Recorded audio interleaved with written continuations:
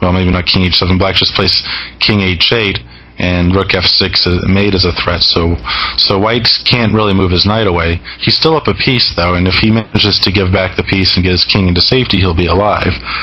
But at the moment he has nothing he can do. He needs to just develop. He played bishop d3, which also covers the g6 square, which, as we saw, is pretty important. And now black played g6, which the point was to take away f5. He's slowly setting up a mating net with king g7, followed by rook to e8. But actually, he had a nicer, a very beautiful, in fact, win with the move rook d to e8. I mean, what he did won, but this was unfortunately he had a better way to, and clearer and nicer way to win. Rook d to e8 check, and white, let's say, takes on d6. He can also check on e7. After checking on e7, black plays king h8, threatening rook to f6 mate. Then white needs to take on d6, and black still checks on f6. The only move is, well, he can take on e5, but then rook takes e7 is checkmate. So he has king c7, but then still rook takes e7 check, and king to d8, rook to d7, and king to e8, or king to c8. Of course, it's checkmate with rook to c8, king e8, then rook e6, followed by rook to d8 checkmate. That's if knight e7 after rook d8. If king takes d6, then black goes back with his rook. So this is a nice win, actually. If king to c7, then rook to d7 is made. If king back to e7, then I guess in this one, bishop to h4 just forces white to go to e6, so it doesn't help white.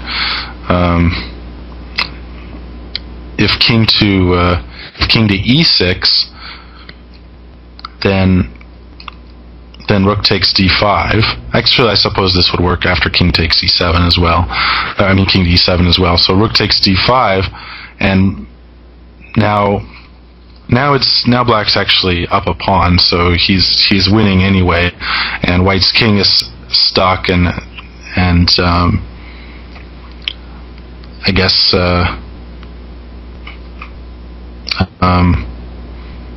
guess the main threat is still rook to f6, followed by rook to d7 and rook to f8, and in fact there's no real defense to that. So actually white's just getting checkmated there, and the main variation is king takes e5, rook takes d5. If king f6, then again it's going to be a quick, if king e6 again it's going to be a quick mate. Actually rook to e8 is made immediately. So king e4, and now the final point is very nice, g5, and we have really surprising checkmating here. Rook to f4 is one threat, and rook to e8, both checkmate, is the other threat. And despite the limited material, white's unable to defend against both threats.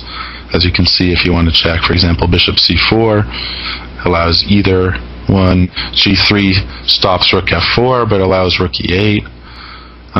Knight d4 is met by rook to f4. So this is a little bit hard to see, but very beautiful. Could have been finished to the game. What he did was sufficient, though. After bishop to d3, he played b6, setting up king g7, followed by rook to e8. And remember, black's going to be basically even material in a moment when he wants. But white's hope is, of course, that black takes the knight too soon. So g6. So black played g6. White played rook to f1.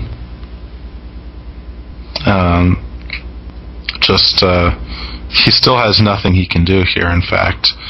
Knight e7, king g7, and rook f6 again is a threat. So he played rook to f1, and black played king to g7, threatening rook to e8, followed by bishop h4. And that's actually what happened. White still has no defense to this. He played knight to d4. If rook takes f2, trying to give back some material, rook takes rook f1, trying to get control of the f file, and hoping, let's say, black takes on g2 or something, and then we'll still, even here, probably white's losing. But black can simply play knight takes d3, and black wins just by taking all the pieces. So white played knight to d4 in desperation.